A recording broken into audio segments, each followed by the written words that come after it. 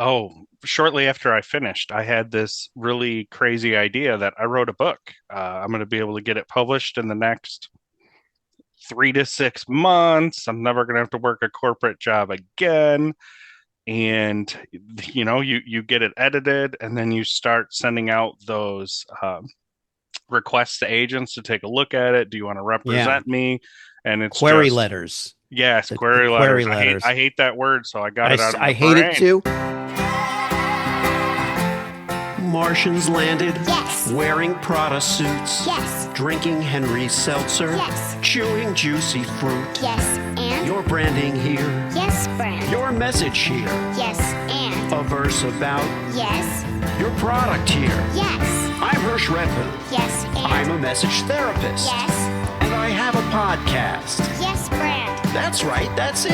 Yes. We'll help you fix the world Yes. or your bottom line. All right. Your bottom line. Get it. I get it. Welcome to the Yes Brand Podcast.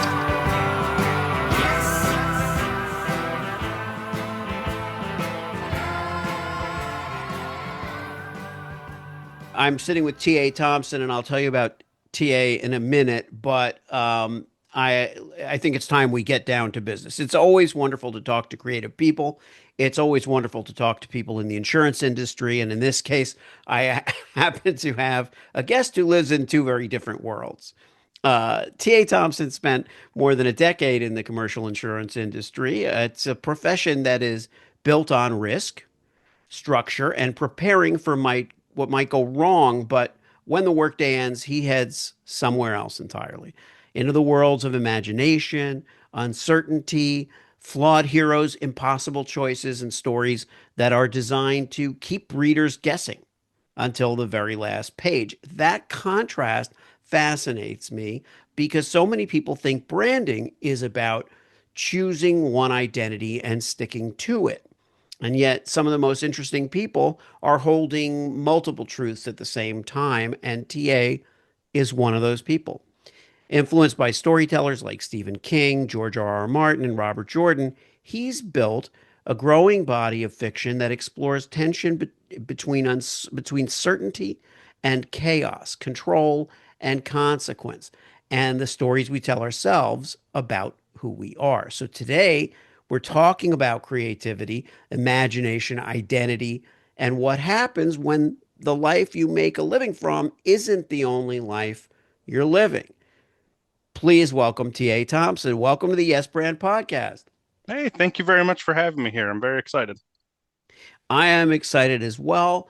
As someone who's written across a lot of different mediums myself, um, I always felt that with a book, which is different from screenplays or certainly copy, ad copy or whatever, that writing the book is the hard part, and then there's all this other stuff that you do after, but that's the relief. But you wrote a novel, you got it published.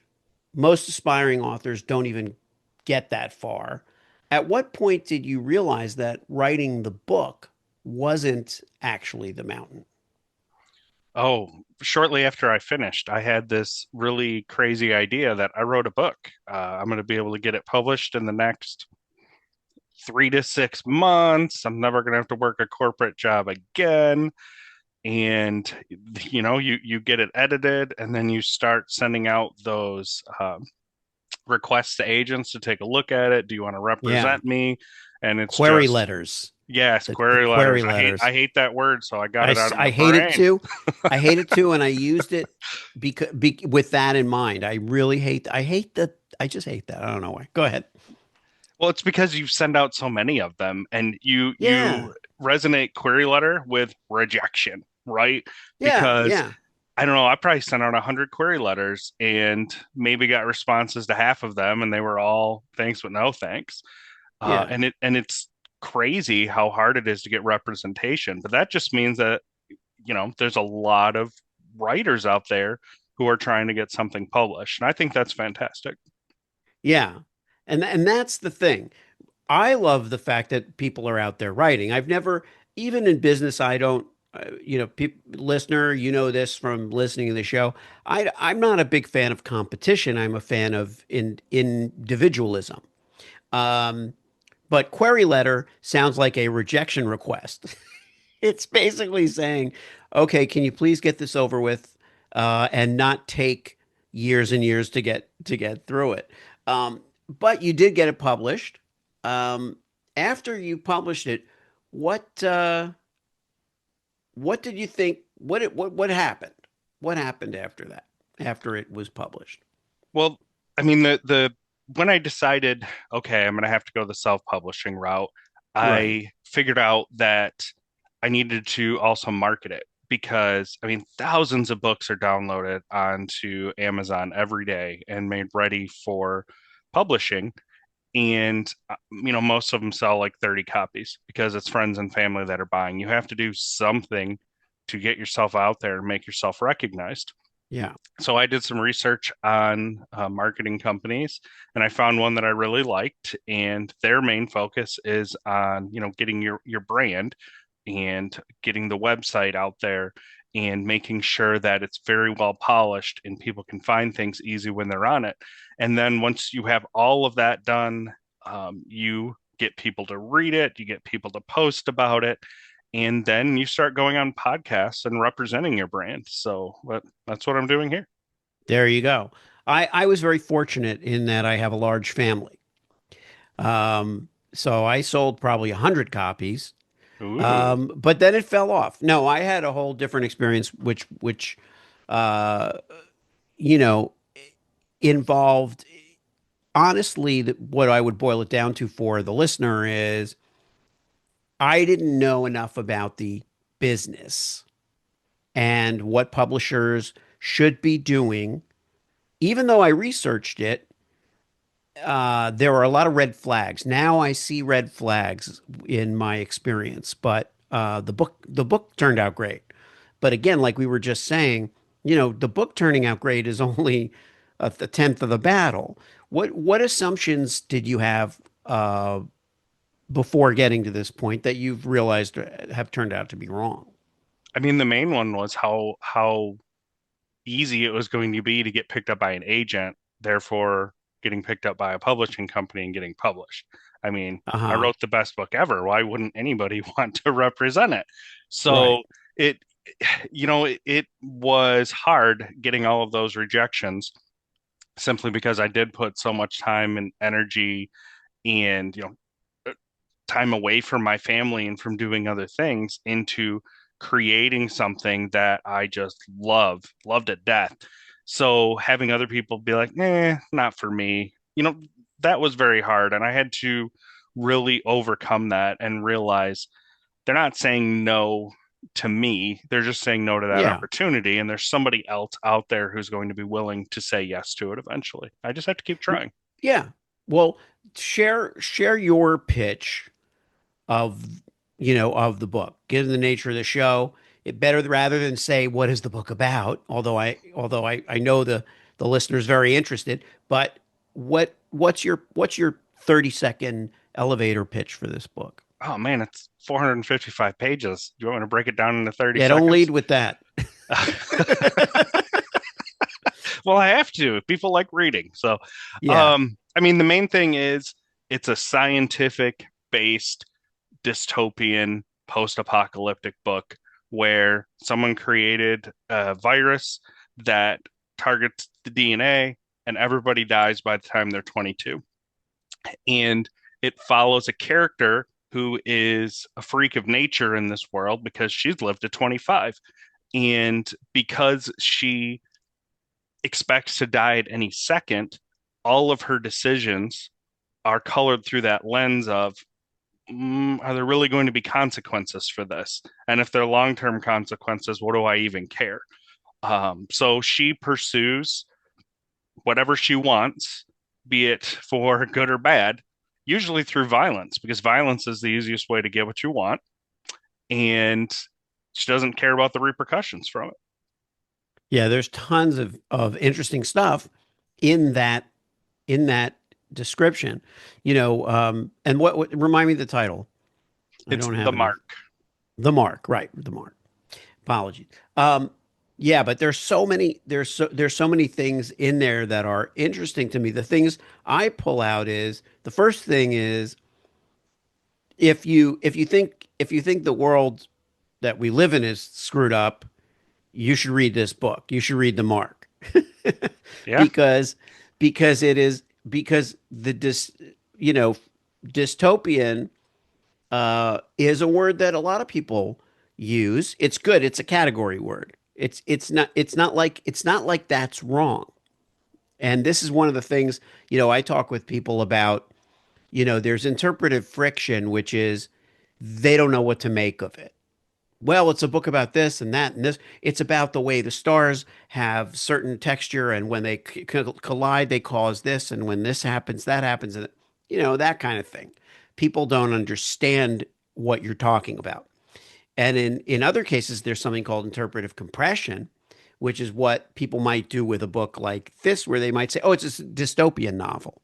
Well, if people love dystopian novels, that competes with all the other dystopian novels, so maybe they'll find it, right?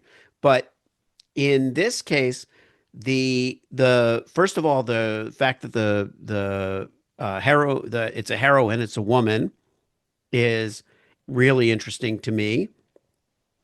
And then the fact that what happens in a world where you live past your sell by date and you just don't care anymore what happens. There's no consequences. That all of a sudden that's putting you, well, now it's not just dystopian, but it's good to say that it is, because it is. But now we get into uh, you know, the female character, and what prompted you to write this about this character? Who would you have a kind of a person in mind, an amalgam of people? What did that inspired by? So before I answer that, I just want to touch on your whole Yeah, dystopian thing because you're yeah, 100% correct. People need labels, right? So yes, they needed to label it as dystopian or post-apocalyptic or thriller or whatever you wanted to put on it. I'd have personally not put anything on it because it's yeah, not a perfect fit for any of them. When I hear dystopian, okay, I'm thinking Big Brother, or I'm thinking something where the government has ultimate control. And in this, like, there really is not much of a government, and they're all separate, and they're all different, and she has to interact with them all differently from each other, and which makes it very interesting. But the character Alexandra, she really isn't modeled after anybody. She has some of my quirks. She definitely has my sarcasm and my dark sense of humor. But I wanted to write a female character because I wanted a challenge, right? Not being female, they think women think completely different than men. So yeah. being married is a perfect example of how I know that. But um, I wanted that challenge of writing a female character in her mid 20s while thinking she's elderly. And I mean, that part right there was a challenge. I wish I was back in my mid 20s, right? But for Yeah. her, she's ancient, and people treated her, unfortunately, like we tend to treat the elderly. We dismiss them. We just hope that they'll go away or stop talking to us at times. And she contained a wealth of knowledge and ability and leadership that I'm sure plenty of our elderly contain, and nobody wanted to listen to her. See, that's that. Now, again, now we're getting beyond just what makes the story different. We're getting into what are the social issues that you're really addressing here. First of all, the words post-apocalyptic and um, dystopian carry different meanings in different times. In Mhm. the era that we live in, dystopian is like look outside. It's dystopian. That it's Yeah, like that's a good example. honestly, there isn't that doesn't make anything special. But that's why I said if you think today, if you think things suck out there, that read the mark, and it's not. it's not that it will depress you, it's that you will get a little insight into what it's like to be an old person in the world because in this world at 25 you're way past your expected demise, and no one treats you like a god. They quite the opposite. They don't care what you think because you're old and you don't know anything, and that's fascinating to me. um Getting back to you for a second, let's dig into your identity shift. Like I alluded to in the intro, you spent 12 years, I guess it was, in the insurance industry. I'm still living there. Yep. You're still living in it. Yep. Um, when did you stop thinking of yourself as just an insurance guy who writes and start thinking of yourself as an author? It was probably the end of 2025. And it was because, I mean, I've written two books, neither one had been published. And the Mark was the second of the two, and that had been just sitting on my computer for 5 years, a little over. And I finally wanted to make something else out of myself or show another facet of myself to the world by having that published and being able to share it. And that was a big step for me because, like I said, with those query letters, it's a ton of rejection, and I had to really come around that to understand that the rejection is okay. It's going to make me stronger as a person. It's going to thicken my skin, and it's going to make me a better writer because while some of the rejection out there, it's just somebody not liking the story, some of it is valid and can help me learn and make the next story even better. Yeah. Do you feel like from day to day, um, you're more like an insurance professional or who wrote a book or someone who's building a career as an author? It's it's a bit of both. Right now, if I had to pick one over the other, it would be an insurance professional that wrote a book. I still have bills to pay, right? The Yeah. the as an author, I'm in the red right now. I haven't made any money. I've actually lost money. So in order to be able to focus on the writing, I still have to make sure that my primary job is taken care of and then, handle the writing when I have some downtime or after hours or on the weekends. But right now I'm balancing it. I feel like I'm balancing it well, even though there are times when I don't touch the writing as much as I should.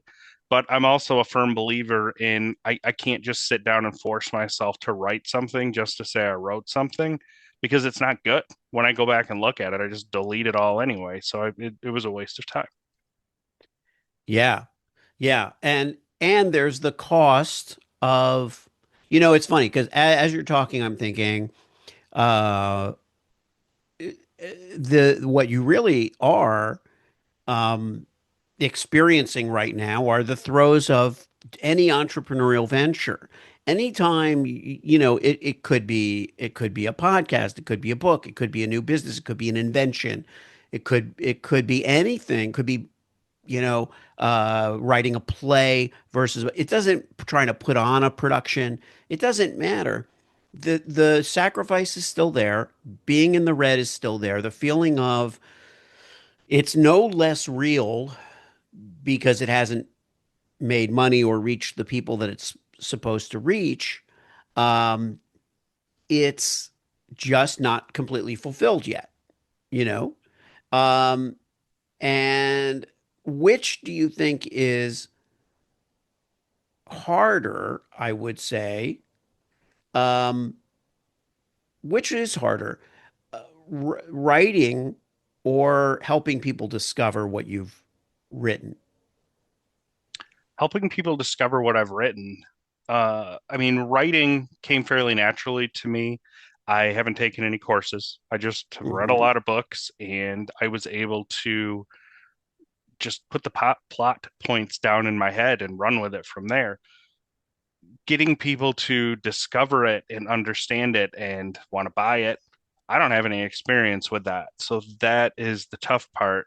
And that's why I'm relying on other people's expertise there because I'm no expert and I don't want to reinvent that wheel because I don't think it would be possible for me to do that constructively and in a timely fashion.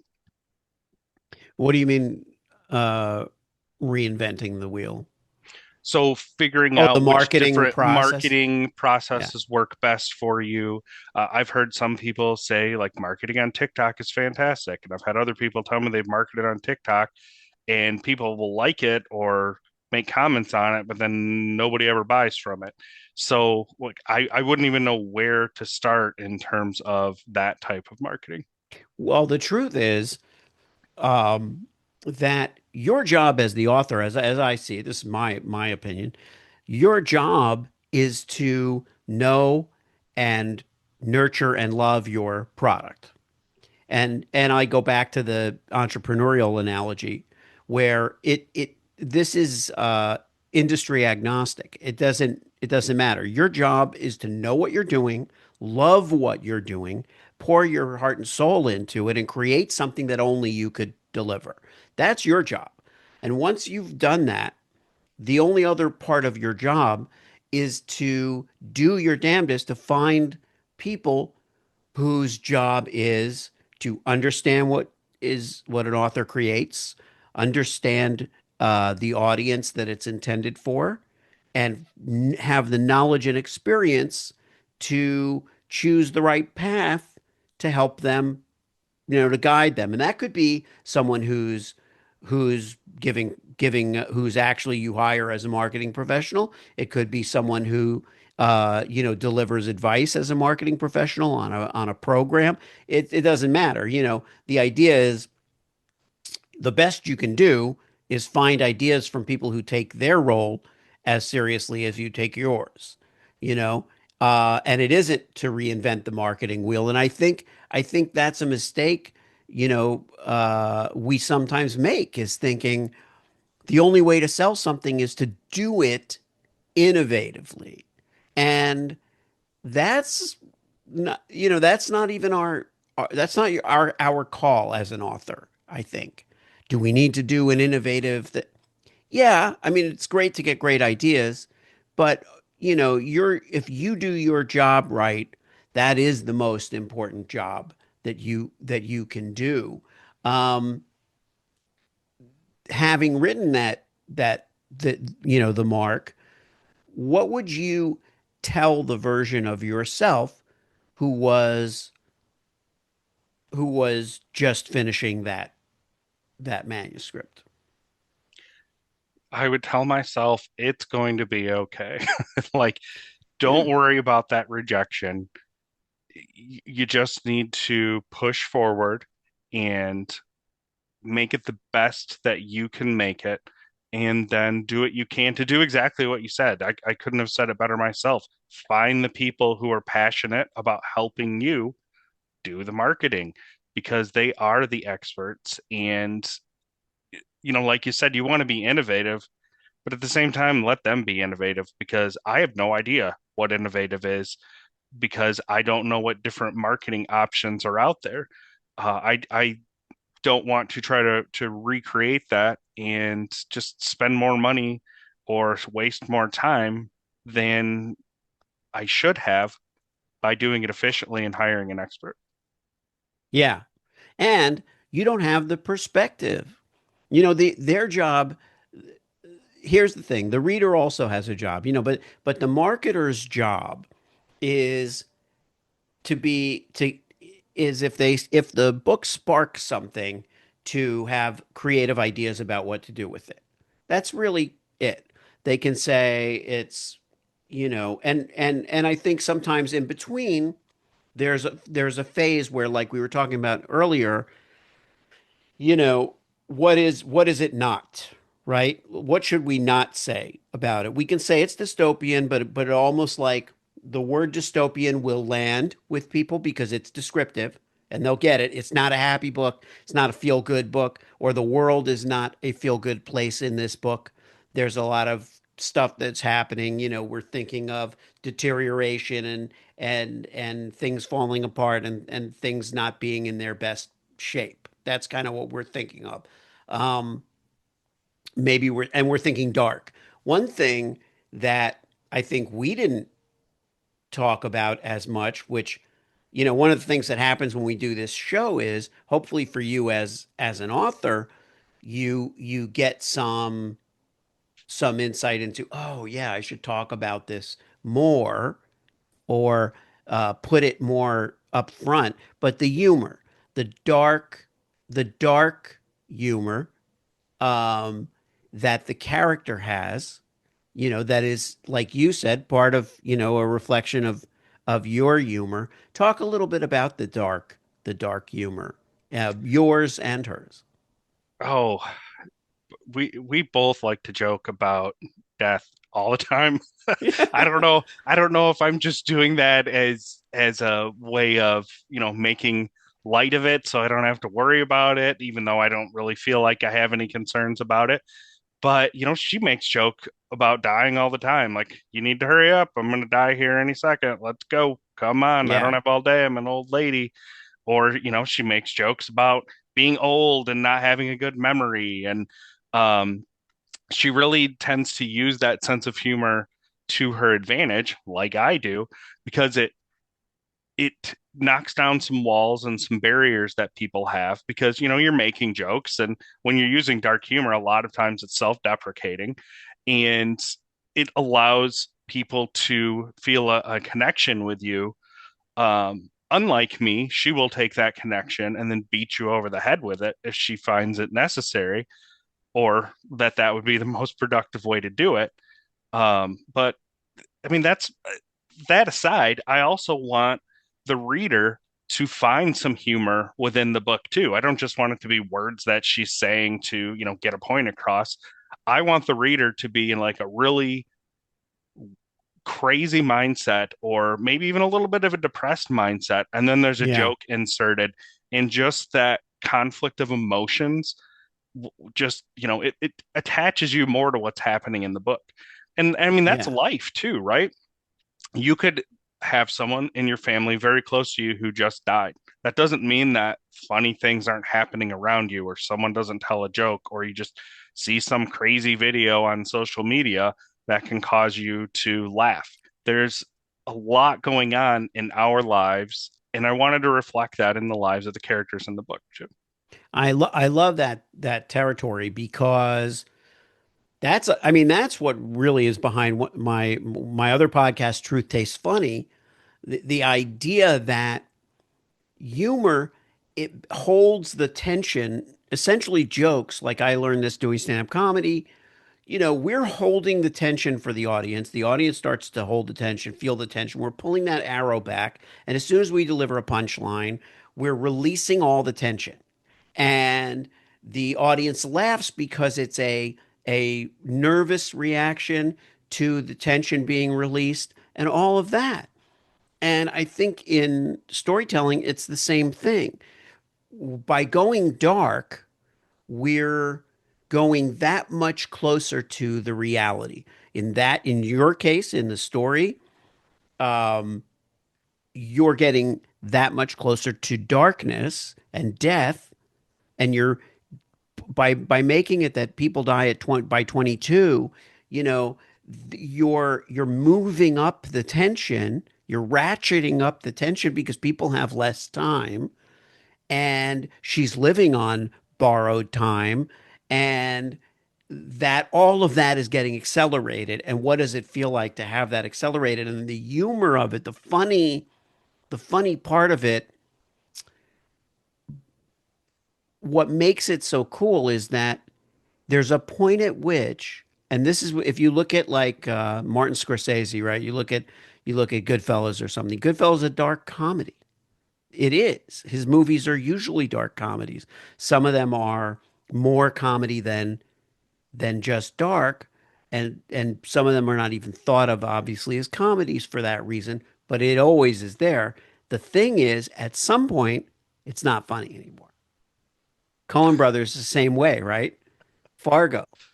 At some point, it's not funny anymore. It's funny when they're chasing a woman around that house in the woods and she falls down in the snow because her head is covered. It's not funny when they're, putting her in a wood chipper. It's weird. And then when you realize that the woman is dead, that's not, same thing in Goodfellas. Same thing in most dark stories. And I love that because the what the writer is doing is not making light of something dark, really. Not laughing just at what's happening, but preparing the reader for the inevitable darkness that is not going to be funny. And I think that exists in any story. And I love that. I love that piece of storytelling because, and those are the things that I wish more, to get back to marketing and brand, those are the things that I wish more brand and marketing people understood and embraced because that's the stuff that the audience gets and feels. And um and that actually leads me to ask you something I hadn't planned to ask you because this is where we're at now in the conversation. So, well, I'll put it in both ways. What what happens, you know, let's look at it two ways. In turn as an author, right? They say be careful what you wish for, right? So let's assume that the mark, hits the mark and the mark is successful and people are loving it. What are both your hopes once that happens and what are your fears about what happens when the book is successful? This way I'm giving you in both scenarios the book is successful, but what's the light and what's the dark? I mean, I could make a list for both of those. So I'm going to touch on Good. the two that just come to mind right off the top of my head. I mean, I would love to see the book made into a movie, and then I have the ability to write full time, and I can say goodbye to all of my friends in the commercial insurance world.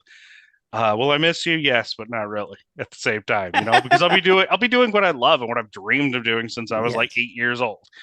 Um, what I would hate to have happen is, well, which one's worse? I'm trying to think through it.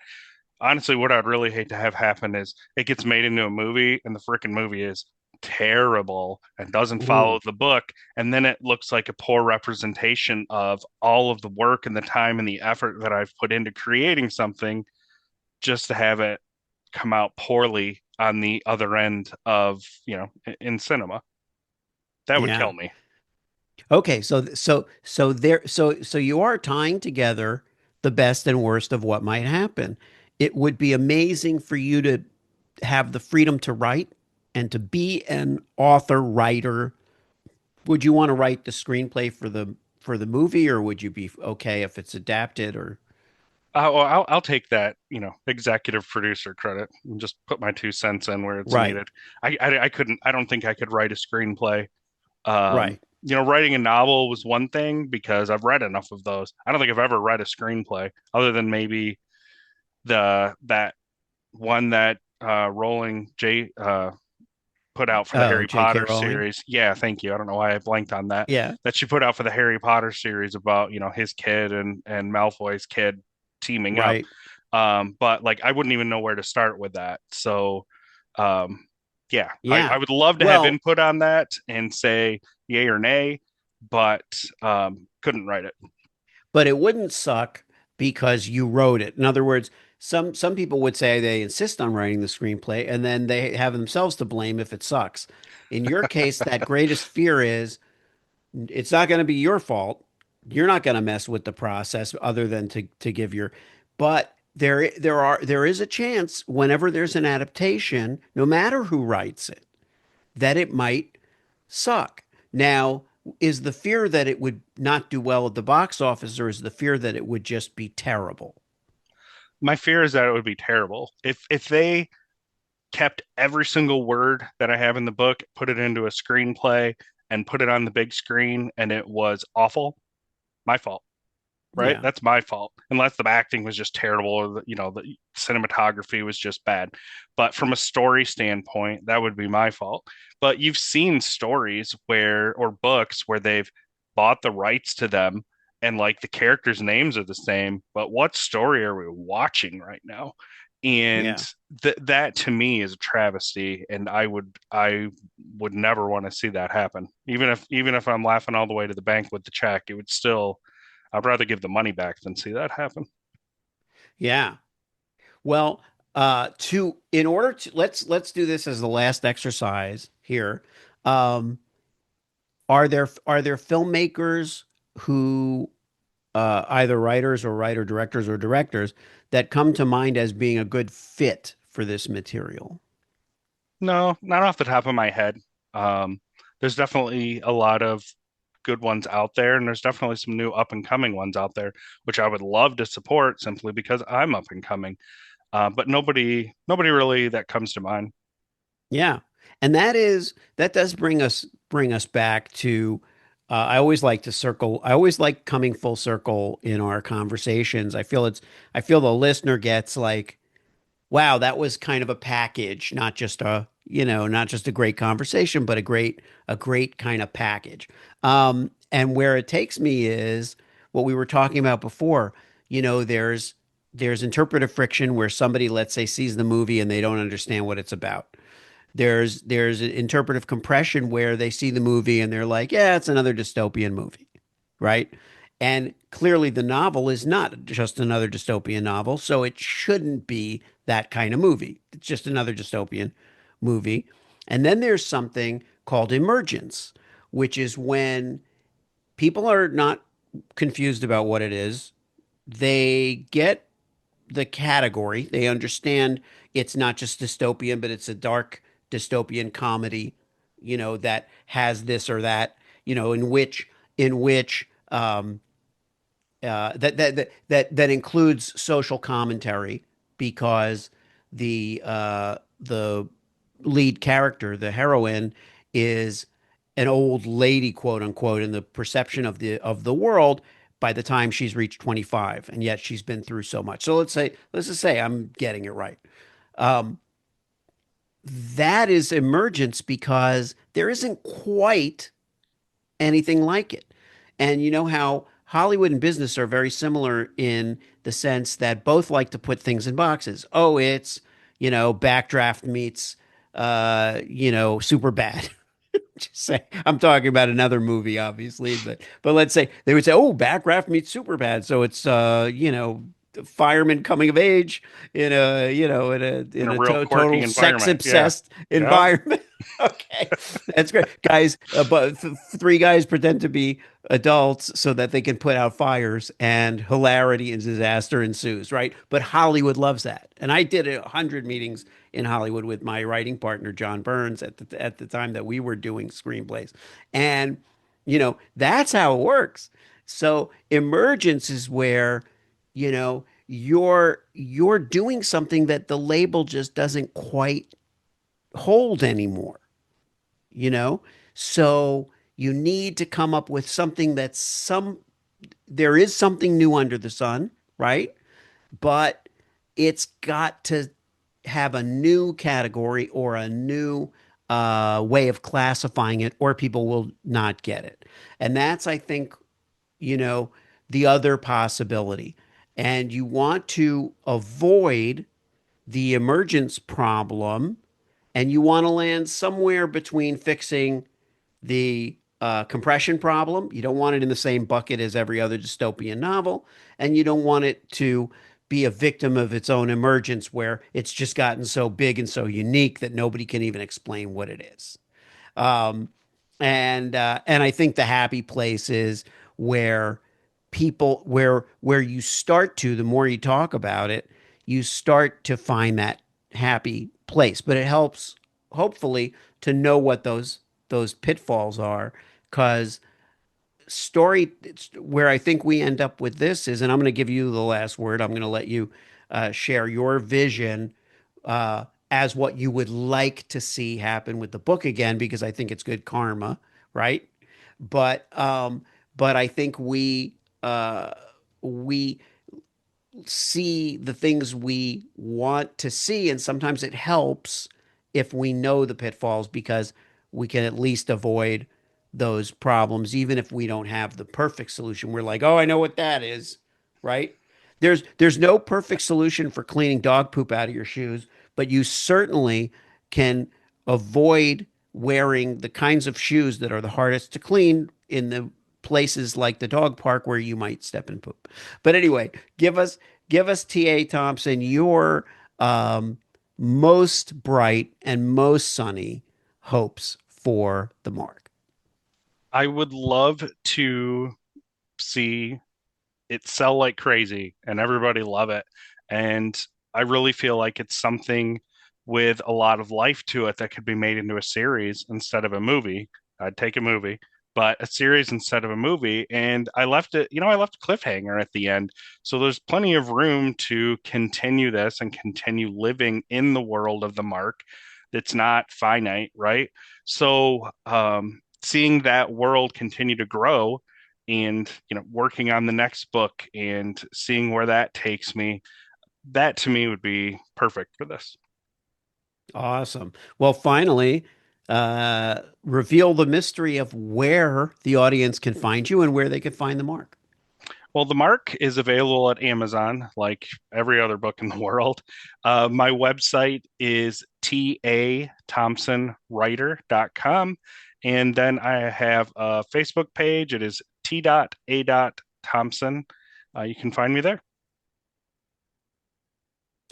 Thank you so much for coming on the show. Oh, it's been fantastic. Thank you very much for having me. All right. If you liked the show, Yes, and it worked for you, yes, that. subscribe and leave a Yes, friend. 5-star review.